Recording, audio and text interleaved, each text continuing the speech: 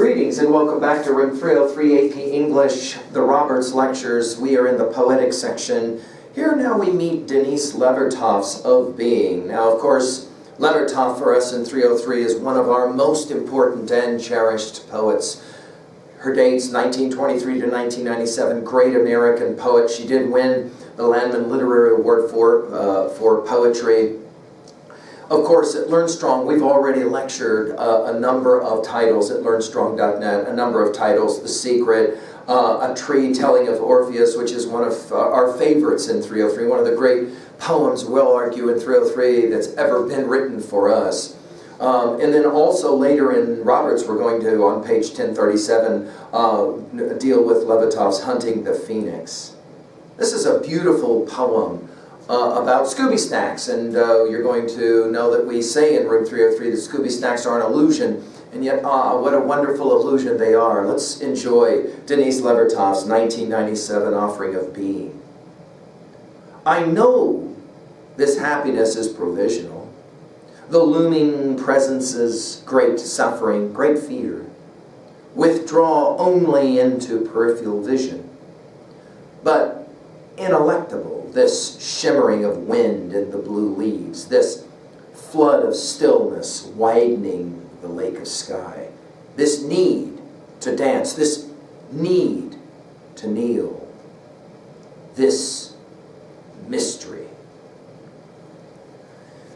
Now, you'll maybe recall from some of our other comments and lectures that we pay particular attention to punctuation. I mean, think about when we study an Emily Dickinson poem and the use of the dash, and then look at that poem laying on the page there for lines 3 and 4, and notice the use of the dash. And immediately, I want you to be paying attention to the ways in which punctuation can be powerful and a powerful use. For example, look at what the last punctuation note is for this poem. Notice it's not an exclamation point, it could have been. It's not a period, although it could have been. It was rather a colon. Notice the same colon that we have at line 2 at the conclusion. A few lines later into peripheral vision, colon. A few lines later of wind in the blue leaves, colon. And then a few lines later, widening the lake of sky, colon, and then this need to kneel, colon, and then this mystery, colon. What is going on with the colon? Well, of course, the colon is about a pause, isn't it? Just like the two dashes at lines 2, 3. That is to say, this is a poem that speaks about what it means to truly enjoy being. Happiness, joy, Scooby Snacks, as we said in 303, right?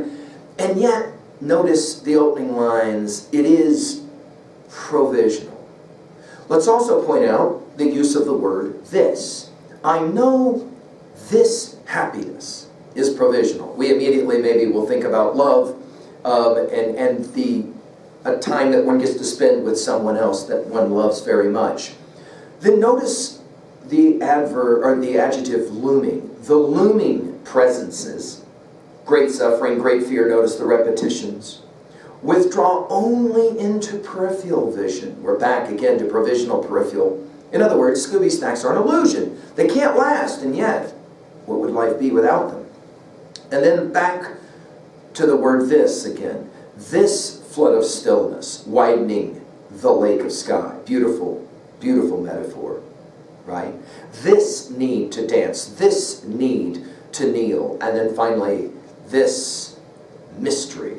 Of course, being is a mystery, as we've said in so many lectures. We think about our lectures on Plato's Republic, and especially the ideas when we met the theory of the forms, the idea that in fact there's a dualism at play in Plato. There is the body, but there's also the mind, the soul, the consciousness, the energy that can neither be created nor destroyed. And about that we have to ask, if it can't be created or destroyed, then how is it possible that it exists? Oh no, it definitely exists. Nothing more exists more profoundly than energy, and yet can't be created or destroyed. This notion of the mystery is attempted by Levertov.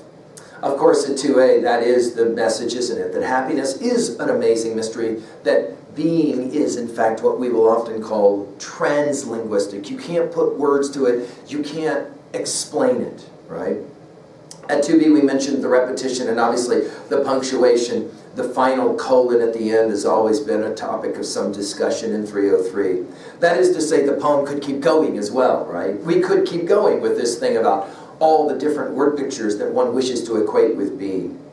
At 3A, well, what is your Scooby Snack happy poem? Of course, the one in 303 that we most enjoy is Wordsworth's little poem, "My heart leaps up when I behold a rainbow in the sky." I get happy when I see rainbows, right? So was it when my life began, so is it now I am a man. So be it when I shall grow old, or let me die, right? The child is father of the man. And I could wish my days to be bound each to each by natural piety. What is your Scooby Snack poem? You need one. You need one that you can hold on to. Maybe one of our favorites as well in 303 is Whitman's little ditty, right? Ended day, triumph, transformation, jubilant. Finally at 3B, even if happy is a Scooby Snack, that is an illusion, why is it so important in our life?